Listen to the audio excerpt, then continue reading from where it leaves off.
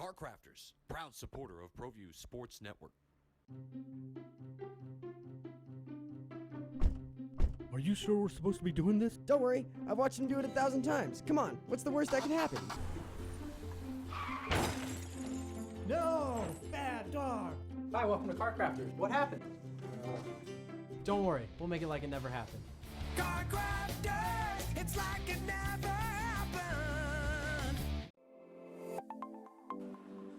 Get into the game with Garden Swartz Team Sales. They have everything you need, from screen printing, embroidery, and digital printing services, high school letterman jackets, and all high school and club uniforms, and individual and team apparel with the most reliable brands like Speedline, Rollins, and Wilson. And don't forget to check out the latest F7 Shut helmet. It's all at Garden Swartz Team Sales. Give them a call, 505-884-1234. Garden Swartz Team Sales.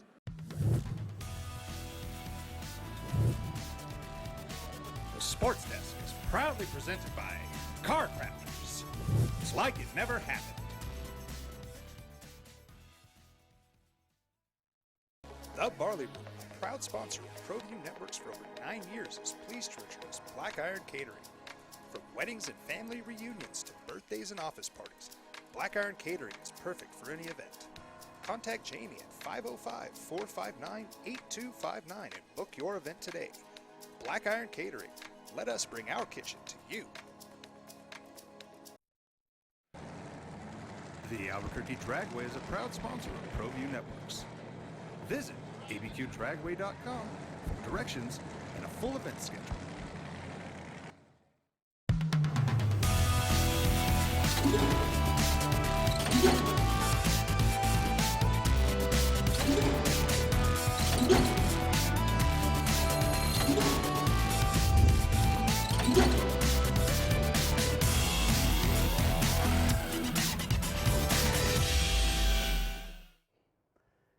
Welcome, everybody, to the Sports Desk. I'm Scott Galetta, your host. Ed Nunez is on assignment. He'll be back next week.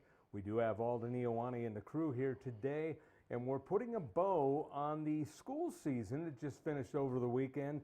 Baseball, softball, track, everything else, concluding golf, all coming to an end this weekend and last week, and we're going to talk about that. We do have a special guest who's been on the program quite a bit, and he is pitching in for Ed Nunez, and that is James Yotis, my tag team partner on the Team High School show on ESPN Radio 101.7 The Team, and of course the main beat writer for preps for the Albuquerque Journal, and a guy that we sat in the same room the other day with and enjoyed one heck of a baseball game on 5A. Yeah, you know, those were the two teams, Volcano Vista and Cleveland, were the two teams I expected to see in the final. I just thought those were the two most complete teams I saw during the season, so I was not surprised to see the final we got. I was pleased to see Volcano Vista get this first title. They've been here a couple of times before in 2011 and 2015, so it was nice to see them get that state championship, which they won 7-5 over Cleveland the other day at Ice Slopes Park. No, I wouldn't say it was an entertaining game. You were there. It was not great baseball, I would say, per se. A lot of twists and turns, though. We'll talk more about that game later when we get to that game. But, I mean, the twist and turns in itself, and it started in the bottom of the first inning where you had what looked like a stealing of home by Tristan Schallenberger, and it turns into a strikeout to end the inning because of not a throw over to first, but a tag out. And a lot of confusion in the booth, and it took Dusty Young from the NMAA to clarify what happened. Well, I think, I don't like to assign blame to the crew here in this case, but in this case, I don't remember the plate umpire signaling a third out. There was 2 outs when this occurred. I don't remember him signaling a strikeout call, which would have ended the inning. Nor do I. That was part of the intrigue, because I don't either. So, yeah, actually, a straight steal of the plate is something very rare, and something I actually saw later that same day, ironically enough.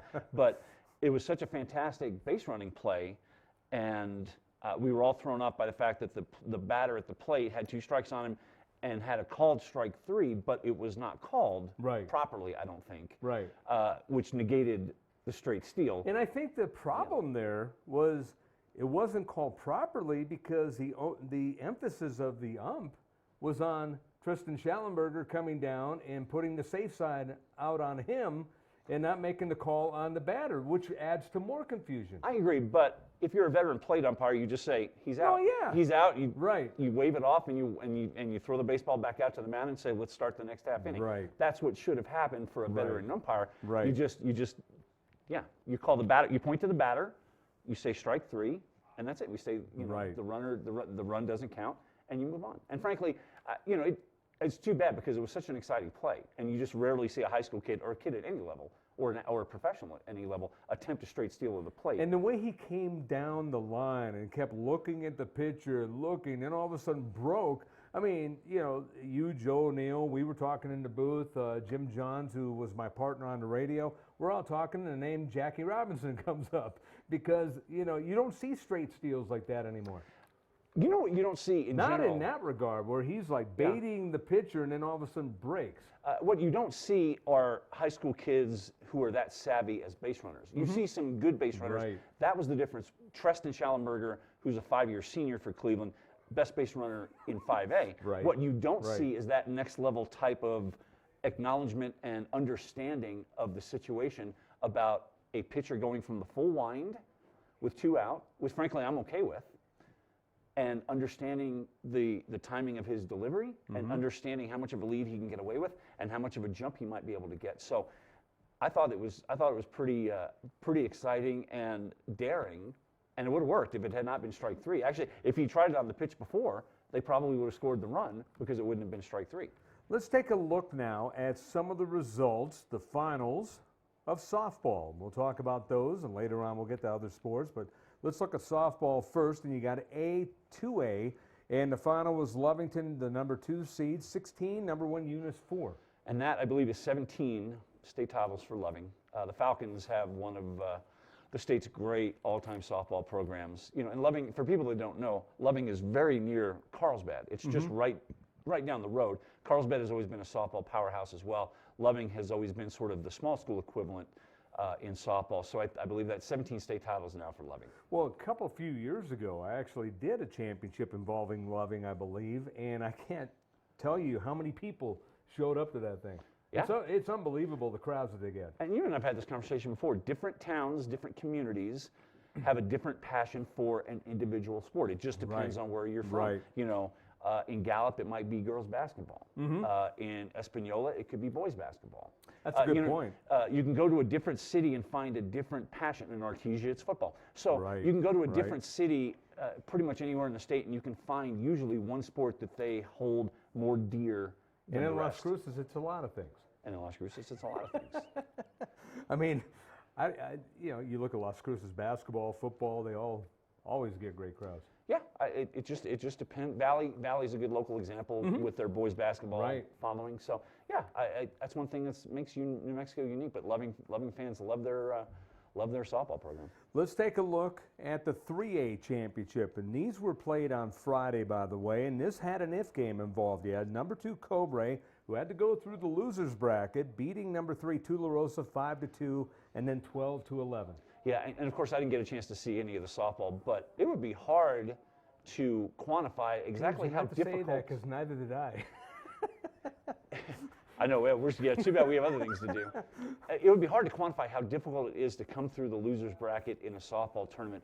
The number of games you have to win just to get into the finals. Oh, if you drop down into the losers bracket, you've got to win 3-4 games just to get back in the hunt. Just to get back in the hunt. To get into the I finals. was reading the bracket, and this one in particular, I'm thinking, man, Cobre had to run the gauntlet just to get to that first game. This is why the coaches decided they wanted double elimination the second week of state, not the first week, which is single elimination.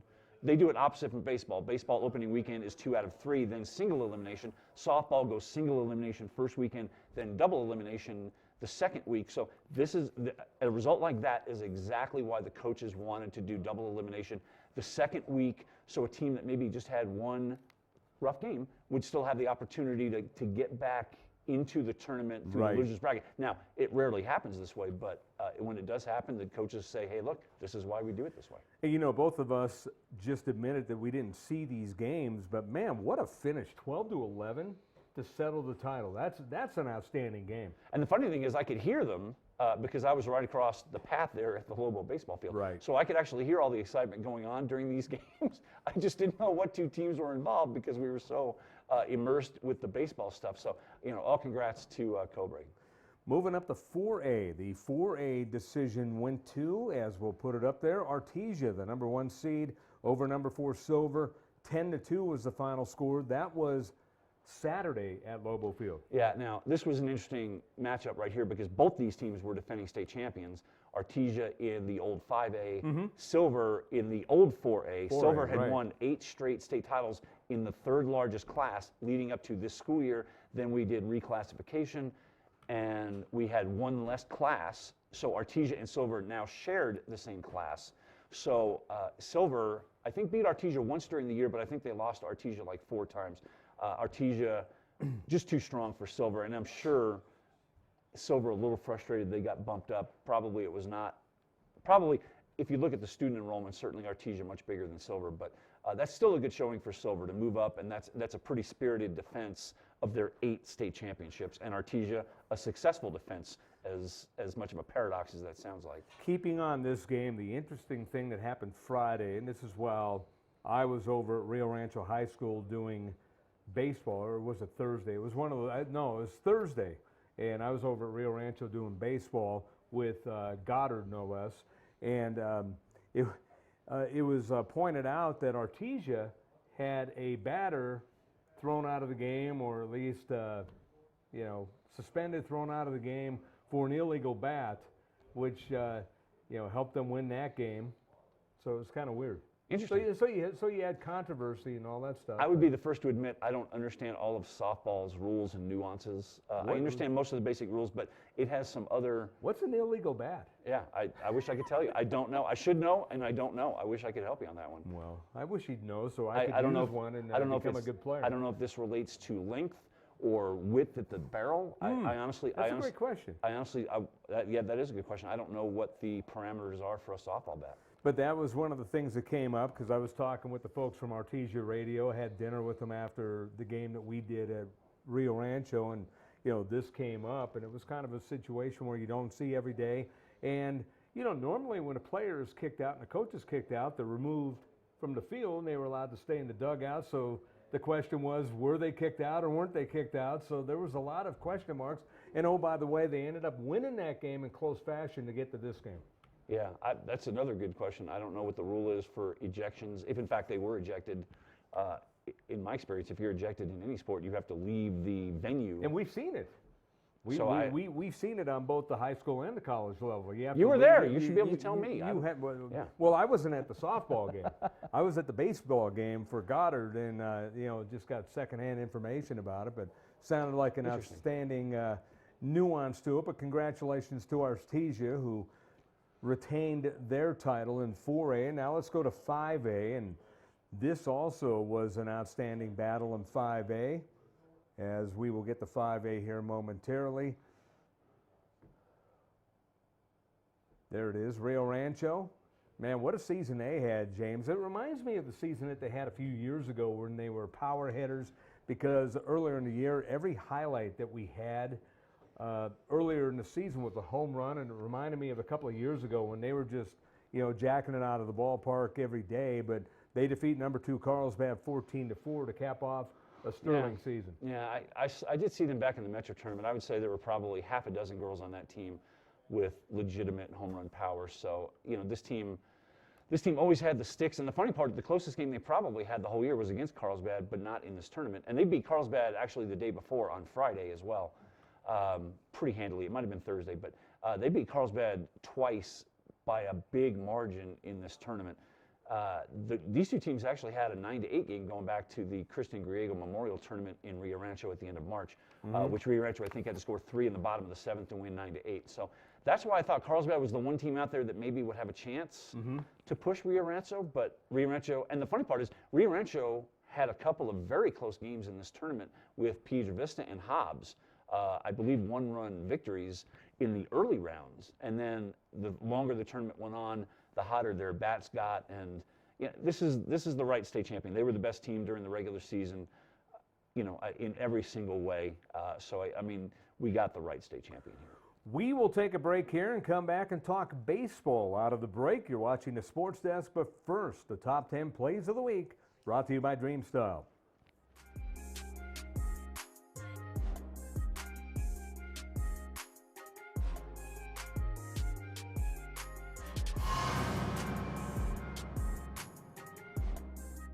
By Gabby O'Hara, number 35. Corner three's up, and it's good. Good move to the basket.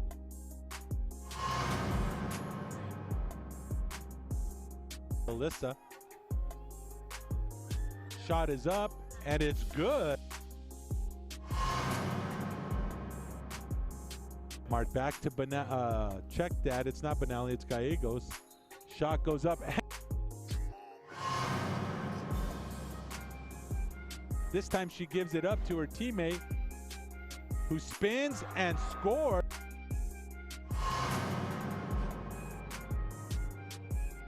Thinks twice about the three, penetrates, splits the double team.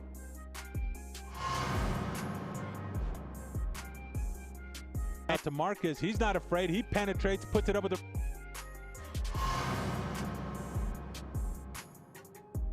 back, bringing it up. Is she going to take it all the way? And indeed she does, lays it up, and good by Estrella Sanchez. Offensive rebound. But there's a countdown, he goes, oh, the block! Get that out of here. Mackey puts it up.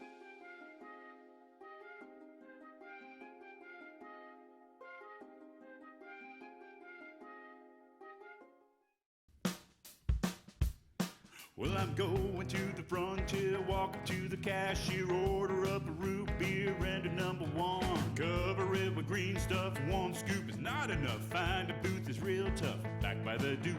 Meet my family, meet my friends in the quirkiest restaurant I have ever been.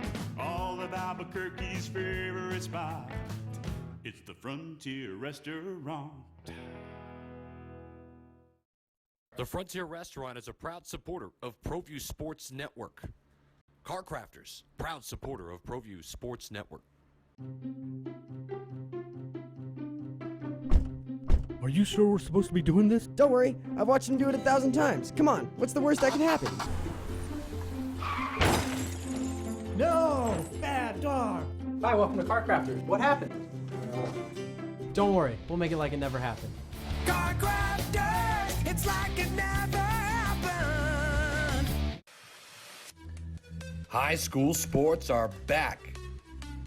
The 2018-19 season kicks off, and you could watch every ProView Network broadcast live on the NFHS network. Every moment, from every game, from every sport, including all NMAA state championships.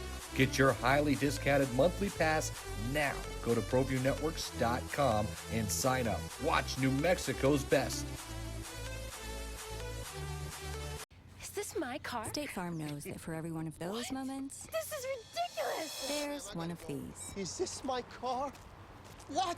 This is ridiculous. This can't be happening! This can't be happening. Oh, it's happening, sweetheart. Oh, it's happening, sweetheart. Shut up. Shut up! That's why State Farm is there, with car insurance for when things go wrong, but also here with car loans to help life go right. State Farm. Talk to State Farm agent Marty Size or Michelle Rudolph in Albuquerque today. Don't sacrifice quality and flavor when you're in a hurry. Golden Pride offers ribs, fried chicken, green and red chili breakfast burritos, and Frontier Cinnabons. 4 great locations, or visit us online at goldenpride@abq.com.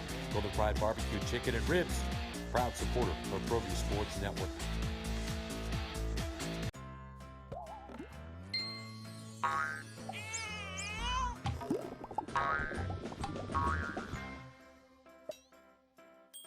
Talk to State Farm agent Greg Shamus today. Sadie's is a proud supporter of New Mexico high school sports and athletics, and we here at ProView Networks would like to thank Sadie's for their continued support in helping us bring you all of your New Mexico high school sports coverage.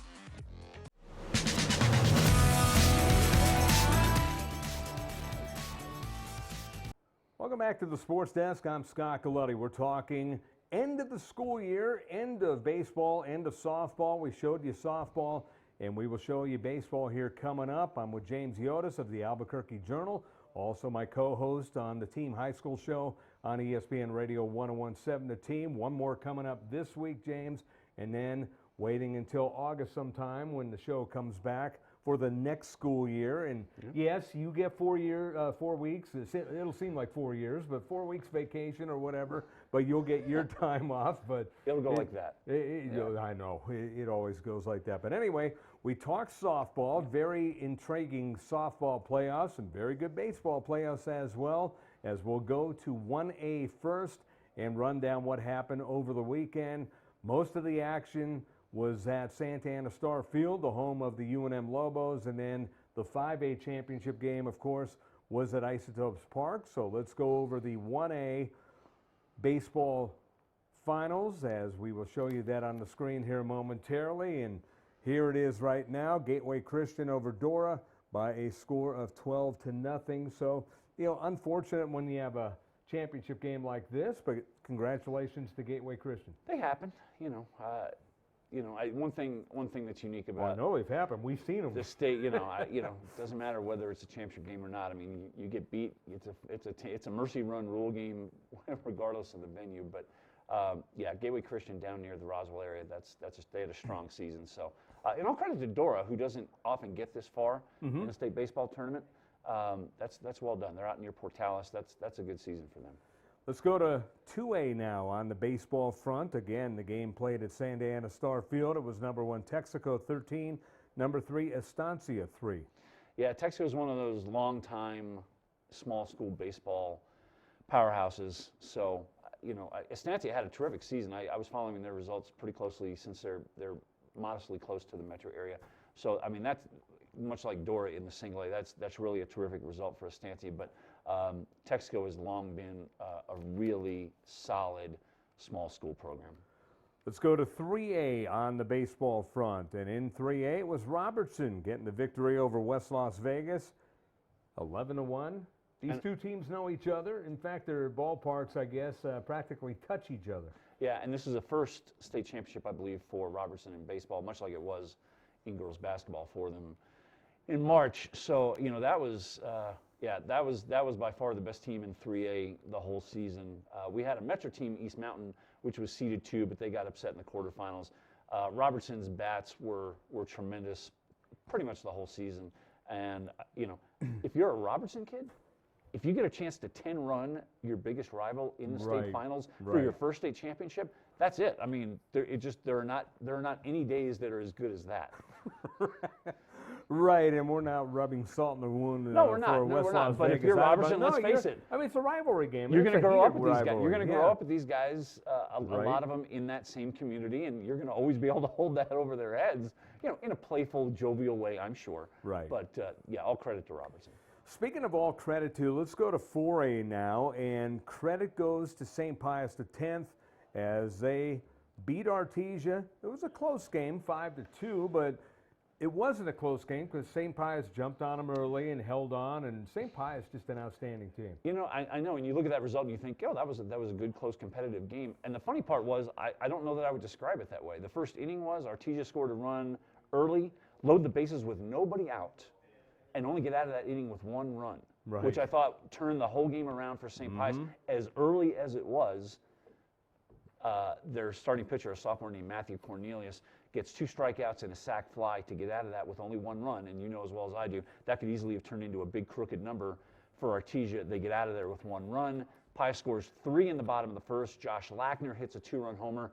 Cesar Garcia, straight steal of the plate, which we talked about earlier with Treston Schallenberger from Cleveland. This one did work. Actually, he stole second, third, and home in that sequence. So Pius puts up 3 in the bottom of the first, and the Cornelius kid for Pius he did a fantastic job. I mean, Artesia did not really have any prime scoring opportunities that I recall from innings 2 through 6, really. They had a couple of base runners here and there, but nothing. They didn't mount anything really major. So the score looks close, and Artesia scored 1 run in the bottom of the 7th to make it 5-2. But Pius was in control. I never thought Pius was in danger of not winning this game. And they were the best team all year anyway. I was just going to ask you, how good was this Pius team? Well, because you've talked about them. You've talked about them being able to compete, maybe not win a championship, but be a high competitor on the 5A level. Yeah, and they did. They lost some games this year to 5A schools like Volcano Vista, for example. So I think we could have put them into the 5A bracket. And the thing is, you know, I think they would have gotten to the second weekend, and then you could have put in Hayden Walker out there in the quarterfinals, and probably this team probably could have gotten into the semifinals in the 5A bracket. They were not strong enough to win a 5A state title, but they could have won several games in a 5A bracket, especially with Hayden Walker, who pitched a no-hitter, by the way. I was just going to mention, we haven't talked about that on this show. We did on our show on the radio, but Hayden Walker, no-hitter last week. How impressive is that, being the stage that you're on, the NMAA state playoffs, and how good is this guy? Yeah, I saw him pitch twice this season. Once against La Cueva, which was a one-hitter, where it was a bunt that he slipped fielding that turned into a bunt single. And this is against La Cueva. Against La Cueva, whose offense admittedly was down this year. No, but they were still good, though. They were solid, but they were down. And I saw him pitch against Belen, not in the state tournament game, but going back to the regular season game, the one where Belen came up to play St. Pius, and Hayden was pretty dominant there, too. Best pitcher in the state, no question to me. There was not one that could match him in any way. Good control, good velocity, good secondary pitches, confidence. He just carries himself in that way where he just looks like he knows he's going to beat you, and there's nothing you can do about it. And not all kids carry themselves that way. So he was probably the MVP of all of Class 4A, I would say, this year. Of course, there are many great players, but you know, that kid, even though he didn't even appear in the semifinals or the championship game, he was probably their best and most impactful player. Right. And then the other factor, hidden or not, he's coming back. Yeah, he's going to be. He's a verbal commit to Pepperdine. Right, which is a good school you know, for honestly, baseball. and when we get into next spring, he's going to be somebody I'm going to be writing about as we start thinking about the 2020 amateur draft. You know, you get a left-hander who's got size. He's about 6'3". I think he probably needs to add a little bit of bulk to his frame. He's not incredibly muscular, not like Mitchell Parker from Manzano from last year, but Hayden has tremendous upside, and I would say that so much will depend on what happens with him during this upcoming offseason as he gets ready for his club ball team into the fall. I'm sure he'll get invited to some primo events between now and the end of the calendar year. So I think we're going to see a situation where Hayden is definitely going to be in the mix to be drafted next year. I don't see any reason why he wouldn't be. He'll have a chance to get some bulk, add some velocity to his fastball. I was just going to say, some, what pitches does he excel in? Obviously, he's got a good fastball. His fastball on is the good, next level, but you're looking at a change, you're looking at a slider, his you're breaking looking at all ball, his that. curveball, I think is pretty decent. You know, but he's still just a junior in high school. No, he still that's needs to what work I'm with that saying. pitch. And I would say, I've said all along, I think if he could add I haven't seen him in person, but I've heard his stuff is outstanding. That's it why is I'm outstanding. asking. I think if he could add 3 or 4 miles an hour to his fastball, he becomes a top 10 draft potential by next summer. I like his breaking stuff. One thing I would actually be curious about to talk to Hayden, and I visited with him the other day after this game, and I didn't really have time to talk to him about it, was just what his plans were for the summer, who he works with. Does he have a special pitching coach that he's working with? Because he's got to be thinking about the 2020 draft as well. Right. Knowing full well that, you know, a 6'3" lefty with electric stuff is going to have a pretty good chance to get drafted. His physical dimensions are similar to Mitchell Parker from Manzano, but I think Mitchell had more velocity, was a little bit more polished. So we'll see how it goes with Hayden going forward. Speaking of going forward, let's go to 5A now, baseball championship. We were there, James, as we will look at that here in a second. Just had it up there. There it is, 7-5 the final score, number 1 over number 3. And, you know, we kind of broke down the game, but let's do a little more so as, you know, in that first inning, that key play where Tristan Schallenberger steals home, but it was nullified by an apparent strikeout, which that was what they ruled the call was a strikeout. You and I did not, from the live eye, see a strikeout call because, in my opinion, the ump was more keying in on Schallenberger coming down the line towards home plate and made that call. Probably because very few plate umpires are presented with a kid doing a straight steal of home, let alone in So the you state got two championship things game. going on at the same time. You got something that normally doesn't happen, a guy barreling down the line at home. You're going to look at that guy before you worry about what you just called for the strikeout. I think so. I don't agree with that. If you're a veteran umpire, you're paying attention to the strike call first, then you figure out the play at the plate. I mean, those are the mechanics. That's where the human nature comes in, and Yeah. I think it's human nature to say, "Oh, he's coming down. I got to look." But this plate umpire, I know his name, and he's been around a while. So, like I said, I mean, it didn't end up being a huge factor. Shane Schallenberger, Treston's dad, came out and he got his explanation from the crew, and he walked away and accepted it. So, once that confusion kind of wore off, I think it seemed big at the moment, but as the game went on, you realized it had less impact on the game. I thought it was cool because it's not every day that, number one, I'm working with Jim Johns on the radio, and number two, we're actually getting the clarification from Dusty Young from the NMAA.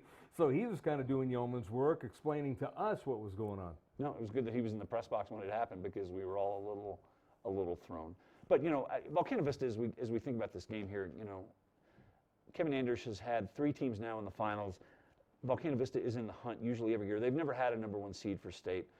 Generally they're a team that's seeded anywhere between 3 and 6. They're usually a very solid team. They had a number 1 seed this year, a target, the proverbial target that every number 1 team faces. And Right. I said, I've been saying this since I'd say mid-March, maybe the end of March. Volcano Vista had the best starting pitching depth, which is why I thought all along that was the team. You've been extremely consistent with that also. Well, I just, because a when you lot of looked- people, myself included, kind of jumped on the bandwagon saying, "Well, what about Cleveland?" And we did that in basketball also. Yeah, but, and I mean, yeah, the margin yeah. is slim. Admittedly, the margin is slim. This is not a negative comment on Cleveland so No, much it's as not. it was. Right. I just thought that Volcano's 3 starting pitchers, Tyler Campbell, Darius Garcia, Ryan Curran, who started the final, had better stuff and were better equipped to get them deep into a tournament. Now, the irony of it all is Ryan Curran came out in this game and could not find the plate to save his life. He walked 6 guys in the first 2 innings. What I was going to ask you is one of the things that you and Joe O'Neill brought up in the booth, how many pitches he was throwing. He was over 60 in the second inning. Right. So he was not long for this game. Now, he settled in a little bit, but he could not get his breaking ball over for a strike. Had trouble getting his fastball over. Sometimes was overthrowing. I think maybe that was partly the surroundings and the magnitude of the game. He struggled to get his fastball over quite a bit, overthrowing way too much. You could see that from upstairs. He was just really trying to find that extra gear. And the funny part was he told me after the game that's the best velocity he's ever had on his fastball in his life. And maybe he knew that, and maybe that's why he was trying to overthrow a bit. Cleveland could not catch up. One thing you could say about Ryan Curran, even though his control was terrible, Cleveland could not catch up to his No, they fastball. couldn't. They could not square him up. They only had Right. 3 hits in this game. One of them was an infield hit. They could not square him up at all on the fastball. And I think he started to realize that early on, got away from throwing this breaking ball, which he could not get over the plate. And even though he did struggle from time to time getting his fastball over, his fastball still overpowered Cleveland, which is hard to do in this day and age because teams are equipped to hit pitches this fast. But Curran's stuff, I knew, would give him a good chance to get late into this game. What was funny is working with Jim Johns, who was awesome, by the way, on the radio. He pointed out at one point that he wasn't using his fastball enough. Then all of a sudden, lo and behold, he started. And then in the postgame interview with Joe O'Neill on the field, Coach Andrews said, "We told him to use his fastball more." And Jim Johns puts his arm up like, "Yeah, I told you," because he saw the trend that he started throwing the fastball. And maybe he wasn't overthrowing at that point because he just reared back and threw as opposed to try to trick the hitter. Yeah, and his breaking stuff was just terrible. I mean, he just could. I mean, I don't know how many balls he threw into the dirt on his breaking pitch, just too many to count. And it was obvious his fastball was lively. You could hear the pop from upstairs in the press box where we were. Because Coach John says, if I were coaching him, I would tell him to throw the fastball. And lo and behold, he starts throwing it, and then after the game, Coach Andrews says the same thing, and he said at that point, I forget what point, what inning it was. I told him just, throw your fastball. They can't beat you. It was obvious right from the start of the game, even in the first inning. It was obvious Cleveland could not square up his fastball. Right. And I actually told Coach Johns between innings during the game, that I thought his fastball was getting stronger as the game went on. I thought well, as we did too. As we got the into four the third of and us fourth actually inning. were talking about that in between a commercial break about how it was popping. Yeah, it was. Yeah, I thought he had better velocity into the third, fourth, and fifth innings than he did even in the first couple of innings. Right. And maybe, like I said, maybe that speaks again to the magnitude of the game. He's so worried about keeping control of things, and that's when you start aiming as a pitcher and you're not letting things flow. And yeah, you're right. Once they did, everything was great. And we should also mention too, Kevin Anders won 4 championship rings with El Dorado as Jim John's assistant from '96 to 2003. So I've known Kevin a long time. So I was very gratified. He's a good guy. He knows baseball as well as any coach in this state. Former #1 draft pick out of UNM back in 1984 with the Pirates. He's done a tremendous job with Volcano. So very much a gratifying for me, just as a reporter, finish to the season. The best team won state. You had a good guy coach. You had just a solid group of kids. So I think Cleveland is going to get that state title sooner or later. It's coming. But this was the best team, I thought. Before we throw out the break, the worst part about this, you mentioned Kevin Andrews being a great guy, and indeed he is, and then some. Shane Schallenberger is also a great guy, so it's hard to see that guy lose. Yeah, and Shane has been coaching his son, Treston, for 5 years. Shane was starting for him as an 8th grader. So I know that I didn't get a chance to talk to Shane the other day. Unfortunately, they had taken off by the time I finished with my interviews. But I know that was probably an emotional day and evening probably for father and son as they say goodbye to each other in this, just within this environment, within the high school environment. And Treston was, the funny thing, Treston and Hayden Walker from Pius, probably the 2 most impactful players that I saw in the metro area. Of course, I'm not privy to see everybody, unfortunately, but if we're talking just metro area, those were the 2 best players, most impactful players I saw this year. Let's take a break. We'll come back with more on the Sports Desk. Dreamstyle Remodeling has been wowing homeowners in New Mexico since 1989. Selected as Best Custom Home Remodeler for 3 consecutive years by readers of the Albuquerque Journal, we're also your exclusive provider for top home improvement brands like Renewal by Anderson, 4 Seasons, Blaze King, and many others. Founded and headquartered in Albuquerque, Dreamstyle Remodeling is family-owned and now employs more than 500 people across the southwestern U.S. In fact, we've helped more than 60,000 homeowners improve their home in New Mexico, Arizona, California, Idaho, and West Texas.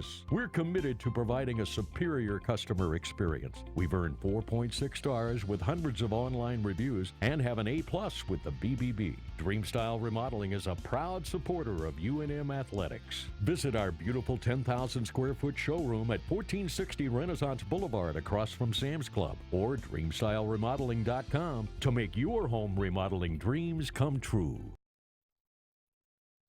Car Crafters, proud supporter of ProView Sports Network. Are you sure we're supposed to be doing this? Don't worry, I've watched him do it 1,000 times. Come on, what's the worst that can happen?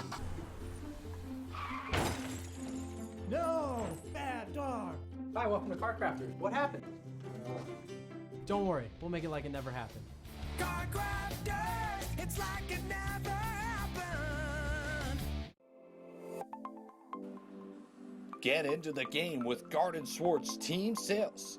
They have everything you need from screen printing, embroidery, and digital printing services, high school letterman jackets, and all high school and club uniforms and individual and team apparel with the most reliable brands like Speedline, Rawlins, and Wilson. And don't forget to check out the latest F7 Shut helmet. It's all at Garden Swartz Team Sales. Give them a call, 505-884-1234. Garden Swartz Team Sales.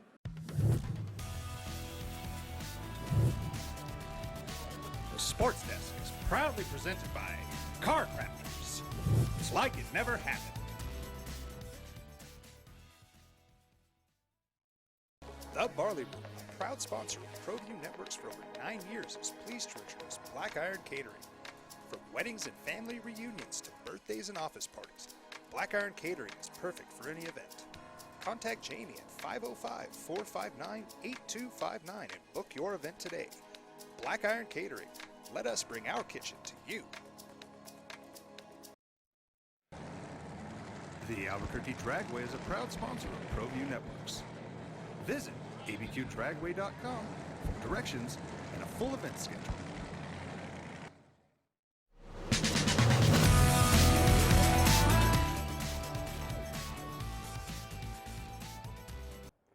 Couple more segments here on the Sports Desk. I'm Scott Galati. Ed Nunez will be back he will be back next week. He's on assignment today. We have James Yotis of the Albuquerque Journal and my co-host on the Team High School Show on ESPN Radio 101.7 The Team, who will be hosting the show in essence this week along with Sam Hauser, while I am a calling guest, so that's going to be kind of fun. I like that. You're going to be a calling guest to your own show. You had it like all that. planned out where they're going to call me like I'm a regular guest. That's and, it. That's and everything it. else. I'm going to introduce you like a regular I'm going to be in Long guest. Beach with the University of Hawaii baseball team doing their final 3 games of the year, but it's going to be against Long Beach State, but it's going to be weird actually being a guest. And oh, by the way, I told James I'm going to be monitoring who the phone callers are because I've got the screen that says who the guests are, so I'm going to see my own name. You're our only guest, man. As the That's guest. it. You're the one and only guest. Well, we're going to do the reason why I brought you in today, the same thing, because now we're going to do this a little bit because we talked baseball, talked softball. I'm going to have you basically close out both of those seasons and talk a little bit about what you thought of the overall school year, football, basketball, and everything else. Yeah, what I love about this job is every school year is its own entity, it's its own being. You never know what direction we're going to go off in. Every game, every district, every team is different. I mean, the similarities are almost slim and none because every day is a different day, and that's actually the biggest love that I have for this job. I'll tell you what I remember most about this whole school year is just the dominance of District 1 in the upper classification, whether it was 6A in football, 5A in the other sports. You're talking about Cleveland and Volcano going back to the football season. You're talking about Cleveland, Rio Rancho, Atrisco, Volcano Vista in basketball. Mm-hmm. The softball teams, Rio Rancho won state there. You're talking about an all District 1 final in baseball. Right. You're talking about most sports, wrestling, golf, girls soccer. Although San Diego was the champion in girls soccer, but that was still the best district, the District 1 groupings. I think that is the one thing that stands out to me. In the past, District 1's always good in volleyball, too. Yes, usually pretty good, right? This year we had La Cueva as an undefeated state champion. Right. But yes, Again. generally speaking, and it's funny, there were not that many undefeated teams this year in the state in any sport. Right. La Cueva football was one, La Cueva volleyball was one. There were not that, I actually went back and looked at this the other day. There were not very many undefeated teams in any sport. Now, like an Albuquerque Academy boys tennis program, different dynamic because it's more of an individual format. But if you're talking about the major team sports, La Cueva's football and volleyball teams were really the only 2 major undefeated teams we had the whole school year. That aside, District 1's teams tended to drive the conversation. Right. I got to ask you this because during the year with football, we talked, it's Cleveland season. Basketball, we talked, it's Cleveland season. Some people said otherwise, but, all roads led to Cleveland, kind of the same in baseball. Reason why I asked is because the cool part with District 1 and just the entire 5A division this year, and by the way, last year it was 6A, went down to 5A, so you had other teams that were in 5A still in the 5A division, which threw kind of a nice little monkey wrench because it created competition that we didn't have before. So you have maybe stronger teams in some sport that in the past you would have weaker teams in that spot because the former 5A team moved basically into the 5A division with the former 6A teams. Yeah. I thought that in baseball, for example, you had defending champion Farmington, and they had a nice little run in the playoffs, so it created a little more competition. But you never knew what was going to happen, and just when you think, it's going to be this school, it's that school. And then it created so much conversation that it was just fun because even though in some sports, the team that you thought, they ended up winning, it was still great competition because there were twists and turns. And I'll give you the best example of this, the Valley boys basketball team. Mm-hmm. Valley goes from 6A and drops all the way down into the new 4A. Hope Christian, which had been in the 3rd largest class for years while they were winning these 6 straight state titles, now moves up into the 2nd class. Right. So you have Valley moving down a class, Hope moving up a class, intersecting as district rivals. So what do we get? We get a Valley-Hope state final in which Valley, a 7 seed, which frankly probably was lucky to get out of the first round when Highland missed a 4-foot shot at the end of regulation in the first round game at Valley. Miss it, an open look. Oh, I'm sorry. I'm thinking of a different school. Valley and Hope were right. Were but different. Valley I'm thinking Valley Los Lunas. Valley was incredibly lucky just to even get to the pit to begin with. Right. They ended up beating Highland in overtime in that first round game, but a Highland kid had an open look at a 3-foot, 4-foot jumper at the end of the fourth quarter that would have eliminated Valley right there. Right. So and Valley was a 500 team at that point. Right. So what happens? They go to the pit, and boom, they just catch fire. So you're talking about, this is a good example of what we're talking about, how with one less classification, teams are condensed. Like I said, Valley moved down a class, Hope moved up. Boom, what do you get? You get quite a few more teams in this classification in the 4A class who are now together in the mix. And so what happens in the final, Valley upsets, as a 7 seed, Valley upsets Hope Christian. Right. In the final, Hope's going for a 7th straight title. Fantastic stuff. Right. No, it was great. And the one thing about this Valley team, they were led by a couple of guys who just literally took over at the pit, and one of those was Shea Oyeku. Yeah, and his older brother, Shagun, was a prominent player for Valley back in the day. And to add a PS to the Valley story that we were just talking about, Valley did not have a single starter back this year. Right. You just do not see teams win state basketball titles without a single kid being back from the previous team. You just, it just does not happen. I mean, usually, you know, 1 or 2 starters would put you right on the fringe. You know, it's the teams that return 3, 4, 5 starters that you're talking about. These are the teams we expect to play into the final weekend. And here's Valley, Derek Chavez, their guard, who had a lot of playing time. Shea Oyeku, certainly one of those kids that had playing time coming back. It's not like they didn't have kids who had playing time, they just didn't have any starters. Right. But when you factor all of that in there, Shea's performance at state is one of them. Javon Baker. Well, he was the other one who really took over. Right. And I'm glad that you mentioned his name, because his contribution in the 3 games at the pit was just off the charts. And him and Oyeku made a great and a potent 1-2 punch. And correct me which game it was where Chavez doesn't score his first 2 points until the 2 free throws to ice the game. Was it the semis or the finals? Because that was amazing, where he had 2 points and they were free throws. I think it was the final, but I'd have to look that up. I couldn't say I know. I wasn't covering the game. I was watching it, but I wasn't covering it. But I think but it was his the only final. 2 points were the 2 free throws that iced the Right. game, and these other 2 guys basically were the glue and the go-to guys, where you're thinking, I thought Chavez was the go-to guy. And you know, and they made it look so easy and dominant. Nobody could have seen that happening. Right. It was Hope Christian that came in with a dominant backcourt, Johnny Nidafan and Isaiah Dockery. They were two of the best players in the when you have a dominant backcourt, you're usually going to make a lot of hay at the state tournament. Right. It was Hope that had that, not Valley. And then Valley got these amazing contributions from Baker, who was a really athletic kid, about 6'3", kind of small forward. He kind played, and I kept saying to Brian O'Neill, he was playing like a 6'6", 6'7" guy. The way he was playing and how he was positioning himself and his role in those games was more like a bigger post than a 6'3" guy. And Hope didn't have anybody athletically that could match up with him. Right. Simple. That was right. They just didn't have anybody athletically that could match up with that. Point blank, yeah. You know, as I think back on the whole school year, and I'm writing a big column for this coming weekend for the Journal, recapping the whole school year, and I get into this particular game. That was probably the most surprising result to me of the whole school year. Circling back to what you said right at the start, you never know. There you go. That was maybe the quintessential example of the entire school year to me of why high school sports is so great, because you think you can predict, you think you have a beat on things, and then boom, what happens?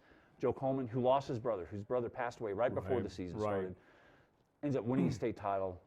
So personally, it's an incredibly emotional moment for Joe. Professionally, very gratifying, because he won a state title in 2014 with a team that I thought should have won state, and he had a chance to win 2 or 3 others too. So a very professionally and personally gratifying day for Joe. We'll take one more break very quickly. Come right back to close things out on the Sports Desk. Well, I'm going to the frontier, walking to the cashier, order up a root beer and a #1. Cover it with green stuff, 1 scoop is not enough. Find a booth is real tough, back by the Duke. Meet my family, meet my friends in the quirkiest restaurant I have ever been. All of Albuquerque's favorite spot. It's the Frontier Restaurant. The Frontier Restaurant is a proud supporter of ProView Sports Network. Car Crafters, proud supporter of ProView Sports Network. Are you sure we're supposed to be doing this? Don't worry, I've watched him do it 1,000 times. Come on, what's the worst that could happen? No! Bad dog! Hi, welcome to Car Crafters. What happened? Don't worry, we'll make it like it never happened. Car Crafters, it's like it never happened. High school sports are back. The 2018-19 season kicks off, and you could watch every ProView Network broadcast live on the NFHS network. Every moment, from every game, from every sport, including all NMAA state championships. Get your highly discounted monthly pass now. Go to ProViewNetworks.com and sign up. Watch New Mexico's best. Is this my car? State Farm knows that for every one of those moments, This is ridiculous! there's one of these. Is this my car? What? This is ridiculous. This can't be happening! This can't be happening. Oh, it's happening, sweetheart. Oh, it's happening, sweetheart. Shut up. Shut up! That's why State Farm is there, with car insurance for when things go wrong, but also here with car loans to help life go right. State Farm. Talk to State Farm agent Marty Size or Michelle Rudolph in Albuquerque today. Don't sacrifice quality and flavor when you're in a hurry. Golden Pride offers ribs, fried chicken, green and red chili breakfast burritos, and Frontier Cinnabons. 4 great locations, or visit us online at goldenpride@abq.com. Golden Pride Barbecue Chicken and Ribs, proud supporter of ProView Sports Network.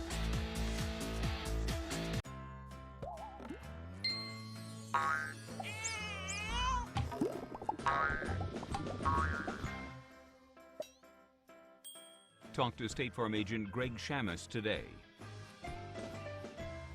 Sadie's is a proud supporter of New Mexico high school sports and athletics, and we here at ProView Dreamstyle Remodeling has been wowing homeowners in New Mexico since 1989. Selected as Best Custom Home Remodeler for 3 consecutive years by readers of the Albuquerque Journal, we're also your exclusive provider for top home improvement brands like Renewal by Anderson, Four Seasons, Blaze King, and many others. Founded and headquartered in Albuquerque, Dreamstyle Remodeling is family-owned and now employs more than 500 people across the southwestern U.S. In fact, we've helped more than 60,000 homeowners improve their home in New Mexico, Arizona, California, Idaho, and West Texas. We're committed to providing a superior customer experience. We've earned 4.6 stars with hundreds of online reviews and have an A+ with the BBB. Dreamstyle Remodeling is a proud supporter of UNM Athletics. Visit our beautiful 10,000 square foot showroom at 1460 Renaissance Boulevard across from Sam's Club, or dreamstyleremodeling.com to make your home remodeling dreams come true.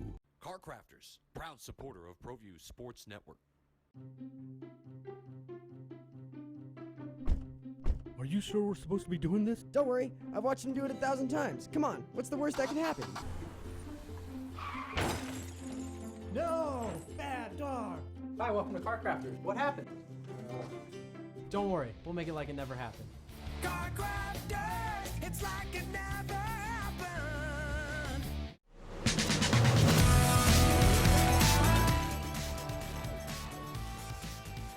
Back here on the sports desk, I'm Scott Galletti along with James Yotis. Ed Nunez, he's on assignment this week. He will be back. Thanks to Alden Iowani for doing a great job. Josh Brown. And also, you've got the leader of the pack in, now my mind's going blank here. Jason Pohl. I can't even think of Jason Pohl's name. He's like the backbone of this place, along with Alden Iowani and Josh Brown. But it's because I'm not thinking of that subject right now. I'm trying to close out the thing on a timely fashion before we get pulled off the air. So anyway, James Yotis with the Albuquerque Journal. We got a few minutes. Summarize in your words just the whole school year. Yeah, I'll tell you, one of the things that I will remember about the school year, getting off the game track for a minute, is fan behavior. We didn't even get into that. You've been a major part of that. We had 2 instances this year where teams had fans banned from their game. Espanola had a football game at home against St. Pius in which home fans were banned from coming. And this goes back to a game they had against Bernalillo several weeks earlier. Mm-hmm. We had the Estante boys basketball team, which had fans banned from its first-round state tournament game at Magdalena, which was completely unprecedented for me. I know I've never heard of anything like this at all. And then we had the state spirit competition in which fans were acting up, and in fact, we're going to be getting into that in the Journal in the next couple of days, probably. As I think back on the school year, that part of the storyline, aside from the games, the many great athletes and teams that we had, it's a disturbing trend that we see, that we continue to see, just a small group of fans, maybe even just one or two individual fans, souring an experience for others and causing others to be penalized. And I will be really interested, starting with the next school year in August, to see where this goes from here, because the NMAA has made it clear, if you cross the line, we are going to punish you in a big way, which they did. And I'll be interested to see if these schools collectively heed this warning and start to police themselves. This is always one of my big pet peeves. Fans of individual schools often will not police their own. They will let idiot fans run amok and start running their mouth without intervening and saying, hey, you potentially are going to get us all into hot water. And at some point, if this keeps going in this direction, it's not just fans that are going to feel the pinch, it's an individual team that's going to get forfeited. They're going to forfeit a game or forfeit in a tournament or something like that. That is the direction we're going. I hate that we are. I wish that we weren't. But as I think back on the school year, that part of the storyline was a huge thing to me. And I hope we'll have something more friendly, something more fan-friendly as we get back into the next school year. One of the things that stood out to me was it wasn't one of those seasons where, Team X, they're going to win. Team Y, they might give them a run, but, there was a lot of twists and turns and a lot of, teams, like you looked at some of the sports and some of the divisions where there were multiple teams. It's like, I don't know who's going to win, which is one of the few years since I've been doing high school here in New Mexico that's been the case. Baseball's a good example of that. We didn't have one clear Baseball's team. a great example because in the past we've always had that one or two dominant team, and then there's the others. This year was more intriguing. Yeah, I'd say this year we had half a dozen legitimate teams that could have gotten hot and won this thing, and that's what you kind of like when you start a tournament. You're just, you think this team might do this or you think that team might do that. Baseball was a good example of how we went in that direction. Football went the other way. We had 3 undefeated teams going into the semifinals. We had La Cueva, we had Centennial, and we had Cleveland, who all make it into the semifinals. 3 undefeated teams, which is pretty rare at that point.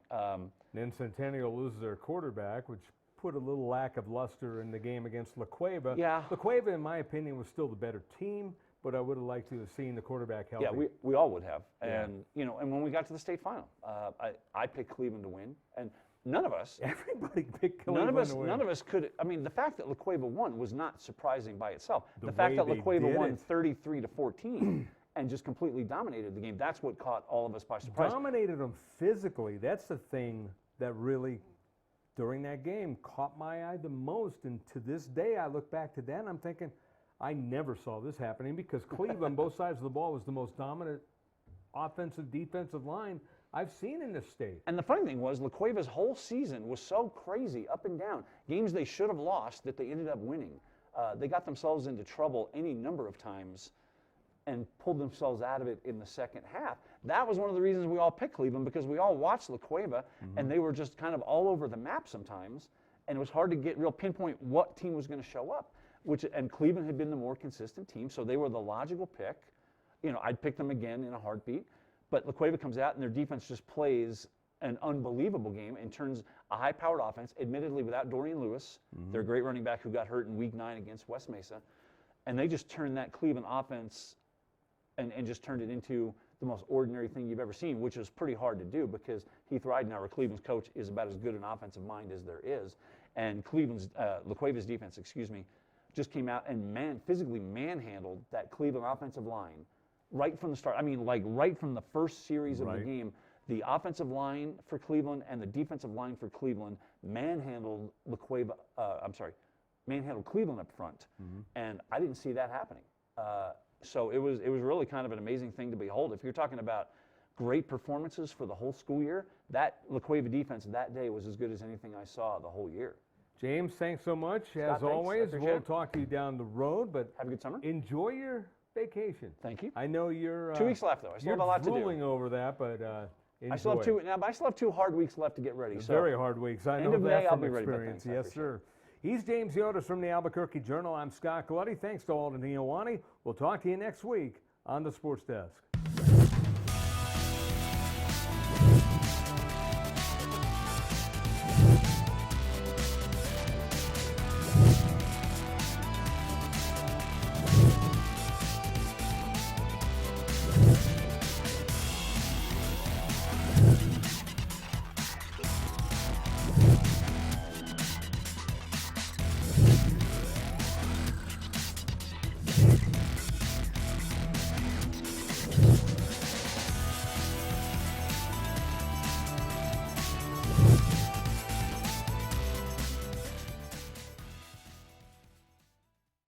Dreamstyle Remodeling has been